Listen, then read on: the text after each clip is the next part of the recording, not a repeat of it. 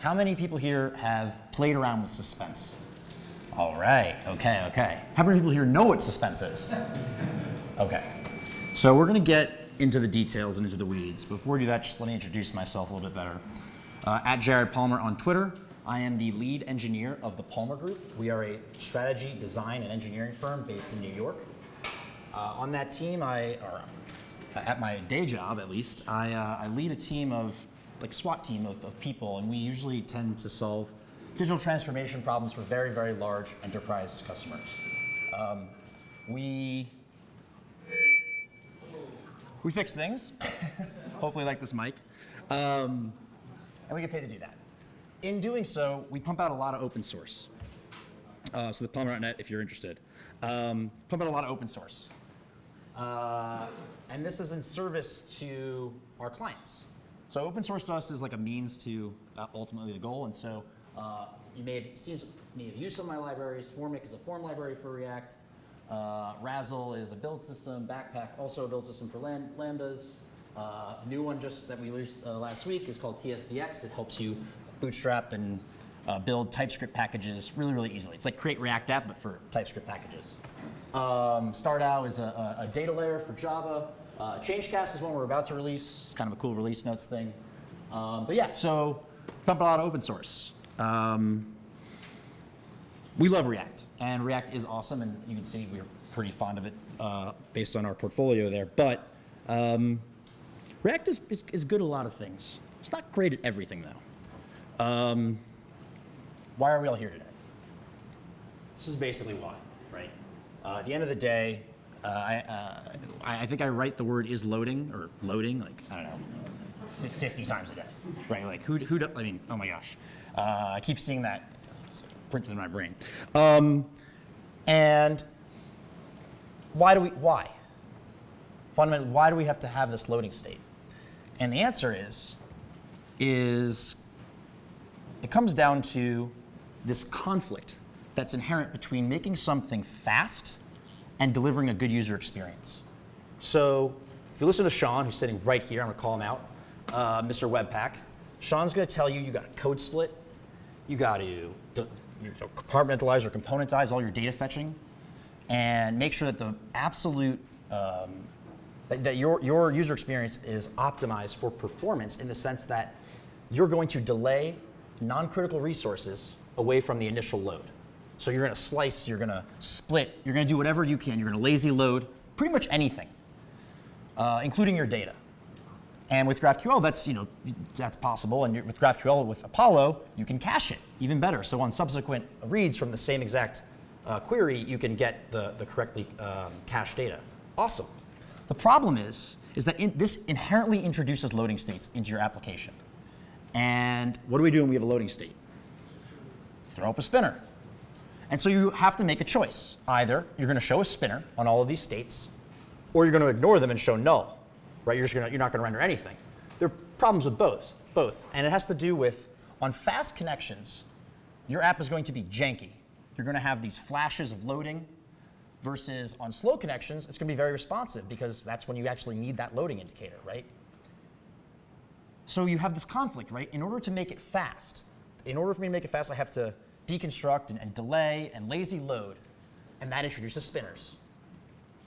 But that is completely detrimental to making it pretty and a good user experience. So what do?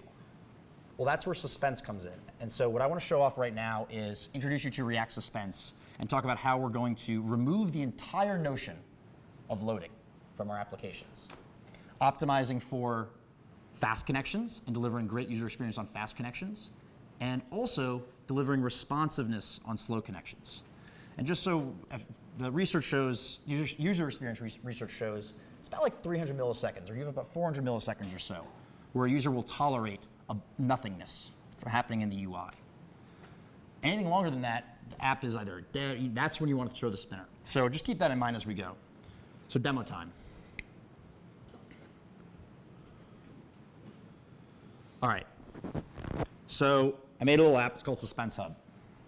It's actually not that much to do with GitHub, but it's using GitHub's awesome GraphQL API. It is a master detail list view. It's built with Create React App, Apollo, Reach Router. So it's pretty similar to what you see there. There's a master list view, and then there's a detail page. But you can already see all those spinners? What, 5 spinners, 6 spinners? This is ridiculous. But we're on a fast connection. We're on my phone right now, but it's still pretty fast. But that's janky. That's disgusting. So you can play the game, count the spinners. But what's awesome about Apollo is you just saw I went back to Kent, right? And there were no spinners. And that's because the data's all cached. So yay, Apollo. Woo. They handle a lot of the issues that you, if you are not using GraphQL, would have to manage yourself, like normalization and cache management and overfetching. So that's awesome. But that first render for a brand new route, that's where those spinners came in. So let's walk through our little app and just get ourselves situated here before we suspensify this and sort of fix all this stuff. So we're in our index.js. We have our React DOM.render, 2 views, user detail, and users. This is the users view. Let's go to user detail. Click here, user detail. Can we see okay? Yeah, okay, great. So user detail. Again, React's so awesome at componentization. And I went sort of liberal there with the componentization. I sort of over-componentized in some ways, just for demonstration purposes. So you have user detail. We are split this area up here into user header. I actually made a little avatar component separately, because you may want to use an avatar around the app. And user detail info is sort of this right area. And each of these are split out ridiculously with their own GraphQL fetches. So user detail info's got its own GraphQL fetch, query, sorry, right here. And you can see the classic thing, loading, error, stuff. Now you all, if you're an Apollo fan, you might use recompose and do even crazier stuff. But just for clarity, like for example, we're just going to stick with just conditional if statements. But some people like to use high-order components to branch and reuse some of this loading logic. Still doesn't solve the problem. Even if we had pattern matching in JavaScript, right? Some sort of like match condition, you would still have a loading state. That doesn't help. Just like a cooler way to solve this issue. So what if there was sort of a better way to deal with this? What if we could get rid of this loading state entirely? And that's where React Suspense comes in. But just to finish off our sort of like quick tour, Avatar is also fetching directly from the GitHub API. It's going to get the avatar URL. It's going to same thing, loading spinner, error, image, repo list, same. Get some repositories, and then again, loading. Error. So like just on this page alone, there's like six spinners or something. So let's move to Suspense. So Suspense can be used for a couple things. The first is modules and assets. So thing 1 for Sean Larkin's like checklist is code split your apps.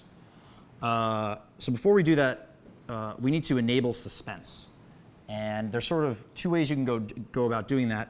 But before you really get into it, you should check that your app passes strict mode. Strict mode is a mode of React rendering where it's a little component you can wrap your entire app and you can even run it in production. And what this will do, it will basically log to the console if you're using any deprecated APIs, and it's just a good thing to do. If you're using component will mount or anything that starts with will, if you're just using anything deprecated. And again, nothing changed. Let's pop open the console here. And you can click around your app, you probably should. And we're not seeing any errors, so we're good. Okay, so now we can enable Concurrent React. And what Concurrent React is going to allow us to do is actually suspend mutations to the DOM while we wait for our resources to arrive. So just think about that for a second. React's going to wait for something to arrive for us, and we can orchestrate that. This is not like a loading state. This is just truly, it's going to suspend itself. They're just going to suspend its rendering. So in order to enable concurrent mode, we have a little different way we're going to mount it to the DOM. We're going to call React DOM.unstable. Oh yeah. Oh, this entire talk is super experimental. So just like I should have, yeah. Create root. You pass in the DOM node, then you call .render. I think.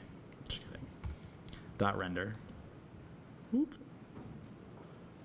Yeah, cool. I just enabled concurrent mode in React. There's also a React Concurrent Mode component, so you can actually isolate slices of your tree if not all of it passes strict mode. So if you use like a D3 library that's using some crazy stuff from React 15 or mixins, and you can't get there yet, that's okay. You can still start down this path. You just enabled concurrent mode. The other thing you're probably going to want to do is, if you're not using an error boundary, throw an error boundary up there. I'm just using React error boundary. So anyways, let's put a top-level suspense component. We'll do React.suspense. And we'll add a fallback. And we actually will add a spinner here.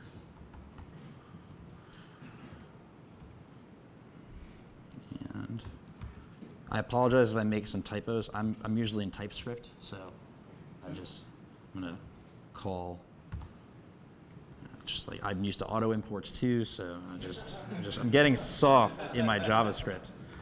Oh my God, who did this? Honestly, ridiculous. All right, suspense. So what is this going to do? Suspense is going to, again, suspend our mutations to the DOM. What does that mean? How do I trigger these suspensions? Great question. So what is inside the suspense component? Okay, so this is what I'm not supposed to tell you all, but I'm going to do it because you guys are cool. So inside the suspense component, it's kind of like an error boundary. It's kind of like a componented catch. But it executes, it takes advantage of this very strange part of JavaScript that Sebastian Markbeige kind of discovered, which is that you can throw pretty much anything in JavaScript.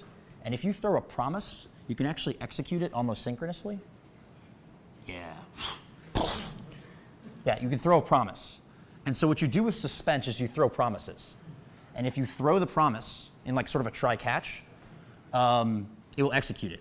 So when you want to leverage suspense, you get rid of loading state by using effectively like a try-catch and throw. Yeah, it's bizarro. Just wait.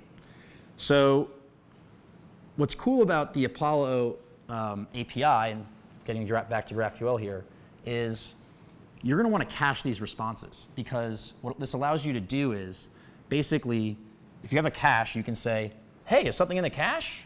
Cool, return it immediately. If not, let's throw a promise, and it'll be executed, and then React will suspend until it resolves, and then it will continue rendering down that tree underneath the suspense component. So what does that look like? So let's go to our user detail here. And what we'll do is, just to sort of show this off, you saw the new UseQuery thing. I built this all with Apollo hooks, so I'm a little ahead there. But let's make our own UseQuery that's suspensified. So UseQuery, it's going to take a query. It's going to take some options. And we're not writing Go, so that's wrong. OK, so try catch. So what if we returned this client, and we'll grab the client. I have I'll import the client here. Client from client. This is my Apollo client. This is just a regular Apollo client here. Client.read query. Let's read the query right from the cache. Query options. And sort of to match the normal API of UseQuery, where you have data and loading, we're actually going to put data in here. And read query from the Apollo API is going to read from the cache. If it exists, it's going to throw an error. Instead of doing something with that error, that's going to say, hey, it's not in the cache. Let's go fetch it. So what are we going to do? We're going to return client.query, which is going to be a promise. Query option. Oh, this actually needs to be spread. Query options, and so does this up here. And then we're going to do the same thing. We're going to take data, and we're going to return data. And this is our use query, and it's saying, you can't do that yet. OK, let's get rid of the Apollo one. So we can't read this repository of undefined. Uh-oh. Let's see here. We're in users. We've done suspense. This client query has not been. What happened here? Sorry. It's okay. I've cheated. Because I don't even trust myself. And we'll just change it to client because whatever. I must have gotten that wrong. Sweet. Thank goodness for Alfred. What did I mess up? I don't know. Probably the spreads. Anyways, we just suspensified that just as a drop in. Now this actually isn't as robust as you'd think it is. That's because UseQuery actually will, read query will actually throw no matter what as if something's not in the cache. It's a little low level. But we just suspensified this, and if we look closely, and we go back here. Let me pop open Chrome DevTools, and let's go to a detail page, and let's refresh from the detail. And now let's slow down to fast 3G, and we go back. Did you see how it actually waited, and there was no spinner? Yeah, no spinner there. So let's go use UseQuery in other places on our user detail page. And let's just drop this in. I gotta grab the import too, be lazy. I could create a provider, but oops, I need that there, and let's go to user detail. So not perfect, right? Because you can see, this is just reloading here. So let's refresh for starters. All right, so that's cool, didn't load. Now let's see, on a fast connection, it's kind of waiting, and it waits for the transition. And that's because it's actually, React Reach Router is actually waiting for suspense to resolve. It's waiting before it makes the transition to the next route, kind of like you would in, let's say, Twitter.com does this. But that's not awesome because, or it is awesome, but it's not perfect yet because our user doesn't really see anything. So while suspense is kind of happening, let's like show something to our user. Let's go back to our users page here. Let's use state, and let's just do something as simple as current ID, set current ID equals react.useState, and we'll set it to null right now. And what we'll do is, this is a row we're looking at of Stargazers here. So at the end of my row, right here, we'll say if current ID equals user.login, let's toss up our spinner. Let's put in a div so we get the, let's toss a spinner or null. Is it called conditionally? How is it called conditionally here? Oh, I gotta move this up here. Gosh, Dan Abramov, your silly ESLint rules. Okay, but now when I click, we should see, I get that, current ID. Oh, I need to make the onClick happen. So now when onClick happens, let's set current ID to user.login. And now we get our little spinner, guys. Hey. So now our users like kind of know what's happening, and actually if you really slow things down, this is kind of crazy. Because Ryan's kind of a beast, and with Reach Router, you can actually change the suspense. Suspense will, you can like overwrite it. So let's like do this like slow 3G. So if I click this and click that, it actually will switch. You kind of have to play the game. It will switch, different, it'll cancel itself, which is kind of remarkable. If you try doing that with current React Router, have a great time. So this is still kind of janky though, right? Like these images kind of suck, right? Like this is pretty terrible. How can we fix that? Well, we can use suspense for modules and assets too. So let's hop into our user detail. And what we really want to have happen when we click on one of these is this is great on a fast connection now, right? It's already, all the data's there, it's loaded. But on a slow connection, we're going to see this terrible paint happen at basically around that avatar. Let's go to network for a second here, and let's refresh. See, the thing is, I usually have this little module that I can control the cache with, but because Apollo has got its cache, I can't usually use it. But anyways, let's keep going.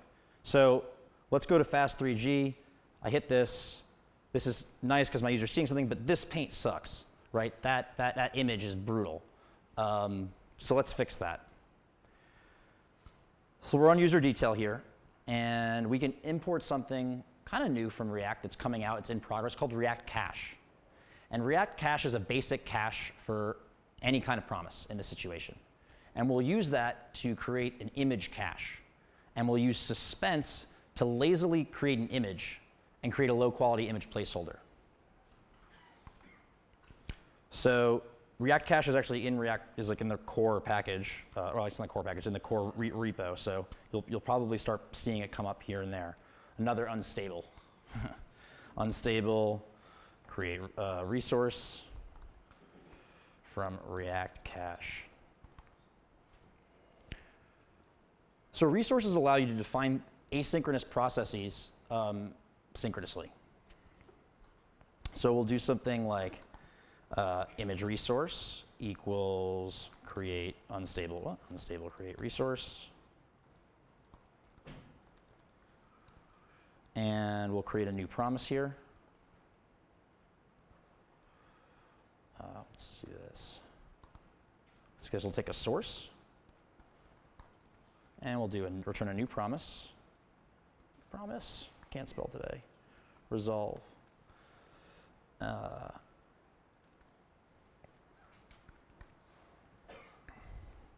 what this is going to, let's just create an image in the browser. So image equals new image. Image.source equals source. Image.onload. Let's resolve when it loads.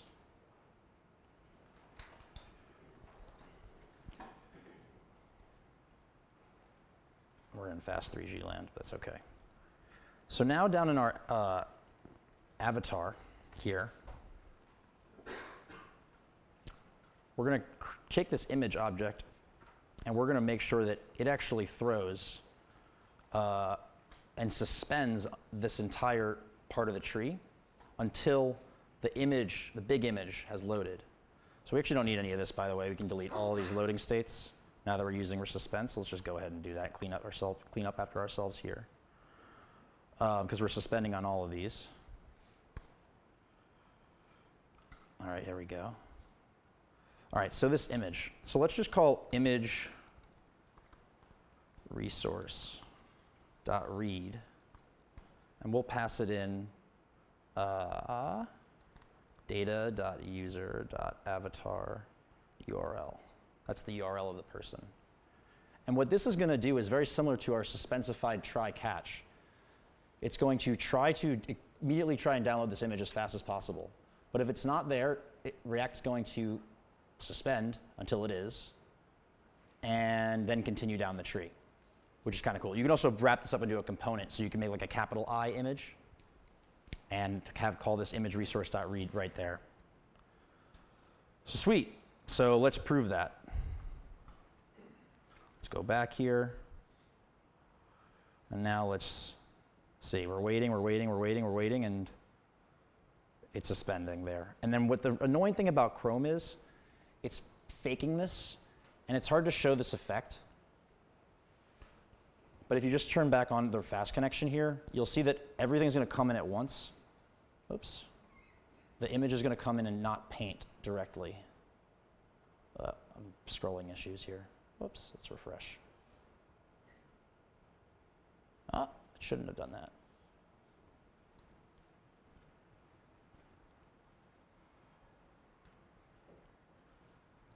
What did I make it?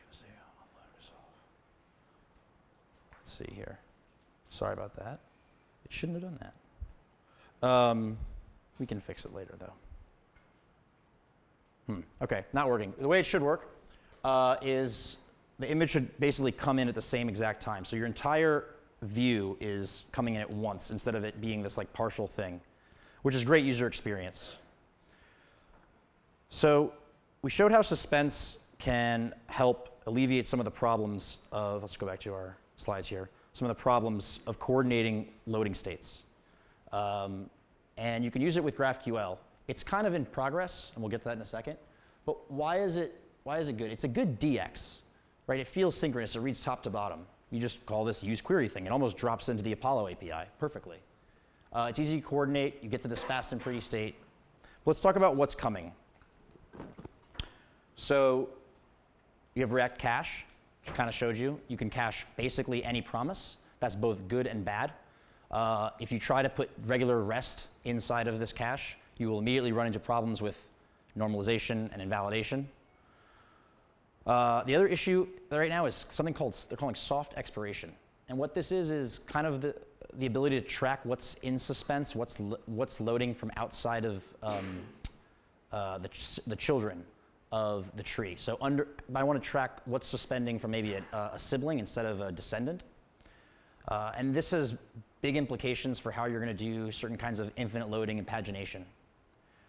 Context.write. So in React, they kind of slipped this in. There's a global context, actually, now. There's a global context, and you can only read from it at this point. But the cache actually uses it, and eventually they're going to allow you to write to it. This will be really great for theming, but this will also allow you to write some kind of invalidation logic. So that's really important. And the last bit is really interesting to me, is server-side rendering. So the ability to render on the server and actually share 100% of data fetching logic with Suspense on the client and the server, allowing you to hydrate the cache on the client, actually stream it down. This is what's coming. That's what they're working on. Interestingly, Facebook doesn't use Node.js, so they have their own VM. So it's unclear exactly the compatibility, how that's all going to work. But something they're working towards is this streaming SSR. And what's really cool about that is, if you know about Apollo, how many people here do SSR with Apollo? Okay, so Apollo does this really interesting thing. It walks your tree twice. It goes through all of your components, gathers up all your GraphQL queries, executes them, and then pushes the data from the top through to all of your components. And that's great. It's just not as super efficient because you go through the tree twice. In theory, with the new streaming server renderer, by the way, no one else can do this either, so no, Apollo's not special. With the new streaming server renderer, in theory, you'd be able to go through the render through one pass and be able to somehow pause when you got to the important parts, like waiting for data, and then resume once it's arrived. And so that will be awesome for performance. It'll make, if you work at like the New York Times or you work at any kind of blog, like that's the ideal situation. And it's really not possible without concurrent mode, and it's not going to be possible without the new streaming server renderer. There are other issues there too, but that's really what they're working on. So that's where, and all of this stuff should be coming out probably around October of this year, around the time of ReactConf. So if you're doing anything crazy with like data loading, I would just pause a little bit. So you saw a little bit of the GraphQL demos here with Suspense. I would be hesitant to go add this to your app. It's something to play with. It's super experimental. The folks at Apollo will do an amazing job at actually integrating this holistically into the library, and so hopefully this is just like a new feature you'll get one day. Same thing with Relay folks, or whatever other data fetching solutions come out. This should be taken care of for you, but just something to play with and definitely contribute to if that's what you're doing. So anyways, thanks so much. Thank you, Apollo, for inviting me. And any questions, I'm at Jared Palmer on Twitter. I'll be around. I'm also from New York, so if you're ever around, hit me up for a beer or something. All righty. Thanks so much.